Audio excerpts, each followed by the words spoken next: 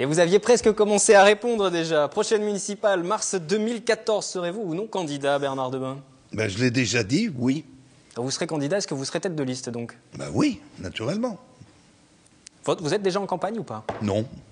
Non, la campagne, moi je pense que c'est comme tous les maires. Je pense que la campagne, on la fait tous les jours, quoi. Quel sera le timing? On a un Alors, bilan. est-ce qu'il y a un timing? Vous vous êtes posé un timing tout de même? Non, pas tellement. Je commençais à m'en occuper avant les vacances, avant les grandes vacances. Pour constituer la liste, par exemple? Ben, avant les grandes vacances. Il y a des discussions qui sont déjà en cours? Pas du tout.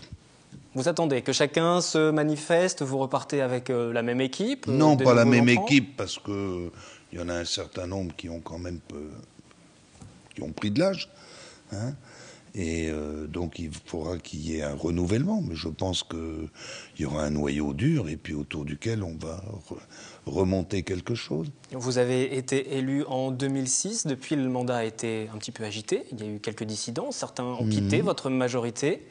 Comment vous expliquez ces tensions qui ont eu lieu depuis 2006? Des démissionnaires, il y en a eu 5 ou 6, en tout cas des gens qui ont quitté votre majorité. Oui, oui.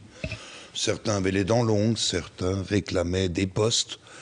Il y en a même qui les réclamaient 2 jours après l'élection. Donc ils n'avaient pas traîné.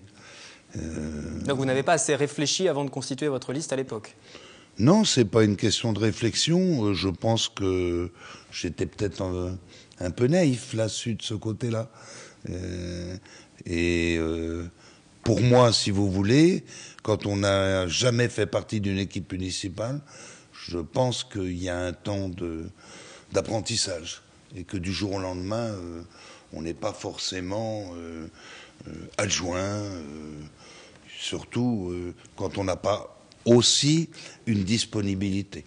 Parce que quand je vois les heures que passent certains de mes adjoints, moi, je sais pas, les 2/3 de mes adjoints passent plus de 30 ou 40 heures par semaine en mairie ou dans les services. Donc faut une énorme disponibilité. Nous parlions tout à l'heure de la ZAC Renard et lors de la signature justement de cette signature entre l'État et puis l'aménageur, il y a eu un homme dont les habitants de Saint-Cyr-l'École se souviennent sans doute, Philippe Lavaux. C'est l'ancien maire, 2001, 2006, UMP également. Il a démissionné alors qu'il était sous le coup d'une procédure pénale pour diffamation. Il a été relaxé depuis, en 2007. Pourquoi sa présence? Tout simplement parce que, au même titre que je l'avais invité lorsque j'avais inauguré la piscine municipale en 2007, parce que cette ZAC, c'est, comme vous disiez tout à l'heure, c'est 10 ans. Et il y a 10 ans, c'est lui qui a lancé l'opération. Donc je trouvais tout à fait normal qu'il soit là à la conclusion. Il se dit aussi qu'il pourrait être candidat en 2014, sur votre liste aussi. Ben, en tous les cas, non, moi je ne suis pas au courant. Vous n'êtes pas au courant, mais est-ce que vous le souhaitez alors? Et alors? Vous n'êtes peut-être pas au courant, mais est-ce que vous le souhaitez? Non, pas du tout. Je lui ai déjà dit d'ailleurs, je pense que il a choisi de démissionner, c'est pas pour revenir un mandat après. Donc vous nous dites aujourd'hui 2 janvier, en mars 2014, il ne sera pas sur ma liste. Philippe Lavaux ne sera pas sur ma liste? Non, il ne sera pas sur ma liste. Il ne sera pas sur votre liste, donc pour ces prochaines municipales. Qu'en pense en tout cas l'opposition de ce retour de Philippe Lavaux? Nous avons posé la question. On se retrouve ensuite sur le plateau pour continuer cet entretien. Je n'ai pas du tout envie de participer à ce genre de débat. Il fait ce qu'il veut, vous savez. Qu'en pense Bernard Debain? Qu'en pensent les Saint-Cyriens? Je pense que les Saint-Cyriens se souviennent qu'il les a laissés tomber brutalement en plein milieu d'un mandat, avec des choses quand même pas très claires, avec un procureur de la République qui avait quand même lancé une enquête sur ces petites affaires. Eh ben, il fait ce qu'il veut, Philippe Lavaux. Puis Saint-Cyriens décideront. Mais nous, on est, je vous dis, dans essayer de construire quelque chose avec des gens qui ont envie de se battre pour leur ville, des gens propres, des gens qui ont de l'énergie, parce que ça manque beaucoup aujourd'hui. Vous partagez le point de vue de Naël Farnier sur ce point-là? Philippe Lavaux ne devrait pas en tout cas revenir. On rappelle aussi qu'il avait été condamné en 2004 à 5 reprises pour des atteintes à la démocratie locale. Ça fait partie de l'ensemble des dossiers qui ont été compliqués à gérer à l'époque dans la ville. Écoutez, moi je ne sais pas, j'étais pas là à l'époque, j'étais même pas membre du conseil municipal. Donc, mais tout ce que je sais, si vous voulez, c'est que j'ai toujours dit, il a pris une décision en 2006 de se retirer.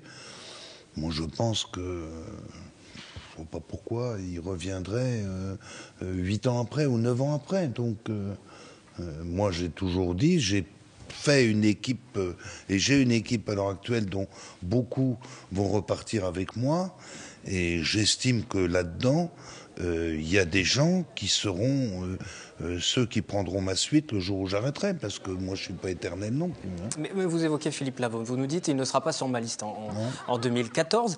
Pour autant, en le conviant sur les cérémonies, comme les signatures, vous entretenez un petit peu aussi ça, ce mystère, candidat, pas candidat, sur ma liste, pas sur ma liste? Non, non, c'est de la politesse. C'est de la politesse. Vous voyez, c'est...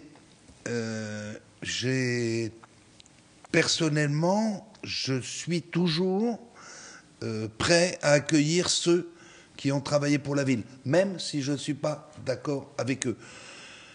Vous ne vous en souvenez peut-être pas, mais lorsque l'on a rénové la plaine de jeu, j'ai souhaité qu'elle s'appelle plaine de jeu Jean Cuguen.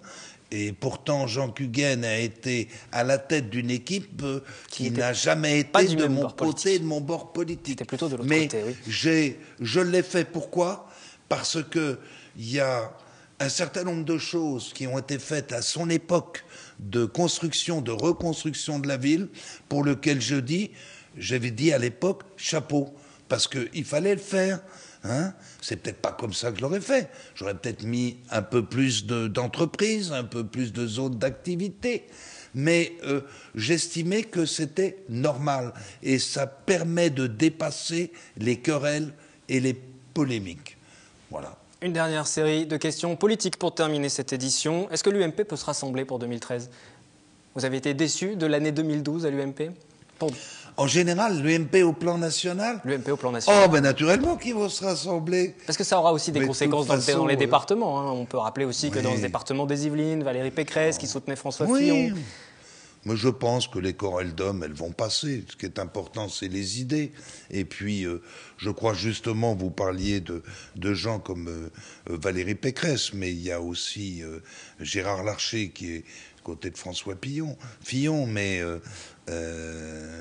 le député de Rambouillet, Monsieur Poisson, il y a Monsieur Jean-Marie Tétard, tout à fait. Il y a Monsieur Pierre Lequillier, il y a donc un certain nombre de gens qui sont plutôt du côté de Monsieur Copé qui le soutenait, mais ce sont des gens qui ont une volonté, c'est que l'UMP se rassemble de façon à être capable d'avoir à la fois pour les élections municipales et principalement dans les grandes villes, et puis aussi au plan national, il faut des gens qui parlent d'une seule voix, et le meilleur moyen de parler d'une seule voix, c'est d'avoir une seule direction.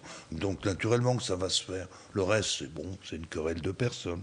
Autre sujet, le mariage pour tous. Vous êtes contre le mariage pour tous, vous l'avez dit. Oui, je l'ai dit. Vous ne ferez pas de célébration de mariage homosexuel dans votre commune. Ben, vous y refusez, même si la loi l'imposera. Si vous voulez, il y a une manifestation de 13 janvier. Ça veut dire demain que je peux épouser, bah tiens, pourquoi pas ma fille ou ma nièce, tiens, c'est mariage pour tous. Moi, j'ai toujours dit que la chose la plus importante, c'était l'enfant. Ce qui me gêne, c'est le mot mariage. Alors, si c'est juste le nom mariage, pour tous, si c'est le mot pour tous qui vous gêne, au final... Non, c'est pas le mot pour tous, c'est le mot mariage. J'ai toujours dit, je l'ai écrit dans ma chronique, je l'ai écrit, j'ai dit, appelons ça autrement, appelons ça union civile. Moi, je pensais que le Pax répondait déjà bien à ça. Si les gens veulent une cérémonie, appelons ça... ou alors qu'on enlève carrément le mot mariage. Parce que le mariage, c'est quoi? C'est un habillage que la Révolution a fait pour passer par devant ce que faisait l'Église à l'époque. Mais en fait, s'il faut enlever le mot mariage à ce qui se passe à la mairie, moi je veux bien. Mais c'est, si vous voulez, ce qui me gêne, c'est pas... Il y a ça, mais il y a ce qu'il va y avoir derrière. C'est les enfants, la procréation médicalement assistée, et c'est les mères porteuses. Manifestation le 13 janvier à Paris contre le mariage pour tous. Vous y serez ? Oui, naturellement. Vous serez présent le 13 janvier à Paris. Et puis un tout dernier sujet, il nous reste très peu de temps, mais on aura l'occasion d'y revenir au cours des prochaines semaines. C'est la mosquée pour la communauté musulmane de Saint-Cyr-l'École et de Fontenay également. Une salle de prière, on va dire. En tout cas, la communauté musulmane parle plus de mosquée. Un terrain entre les deux communes de Saint-Cyr et Fontenay existe. Fontenay a fait le nécessaire pour que la construction puisse se faire. Il y a eu des modifications. Est-ce que la maire de Fontenay soutient la création? Oui, non, maintenant, il semble qu'il manque la position du maire de Saint-Cyr-l'École. Quelle est votre position sur ce dossier? Alors, c'est pas comme ça que ça se passe. Si vous voulez, c'est moi le premier qui ai dit qu'il fallait trouver un terrain. Pourquoi un terrain? Parce qu'il faut que les musulmans puissent prier dans des conditions dignes. Non seulement des conditions dignes, mais en plus des conditions acceptables en termes de sécurité. À l'heure actuelle, ils prient à Saint-Cyr dans un petit appartement et dans les caves. Mais est-ce que le terrain qui a été trouvé, je suis désolé qu'on ait pris par le temps, mais est-ce que le terrain qui a été trouvé, vous êtes d'accord avec le terrain? Il me va très bien. Donc vous ferez le nécessaire pour qu'il y ait la réalisation de cette Ce terrain me va très bien, c'est moi-même qui avais évoqué cette possibilité. Le terrain appartient à la ville de Fontenay, mais est situé sur le territoire de Saint-Cyr. Il est, à l'heure actuelle, en zone non constructible. Donc il manque quoi aujourd'hui concrètement de la part de la commune de Saint-Cyr-l'École pour que ça puisse se faire? Eh bien, pour que ça puisse se faire, il faut réviser le PLU. Est-ce que ce sera fait à Saint-Cyr? Est-ce qu'on révise un PLU un an avant une élection municipale? Non. C'est évident. Ça fera partie de votre campagne, de vos points de campagne? Mais je dois les recevoir la semaine prochaine. J'ai toujours dit, il y a un certain nombre de petites choses à voir, entre autres pour des raisons de stationnement, mais sur un terrain qui cette fois-ci appartient à la ville, j'ai une idée. C'est quelque chose qui va se faire de façon à ce que ce qui se passe dans les caves n'existe plus. Et donc il y aura cette salle de prière ou cette mosquée, en tout cas, sur cette ville de Saint-Cyr-l'École, la réunion la semaine prochaine, et de Fontenay.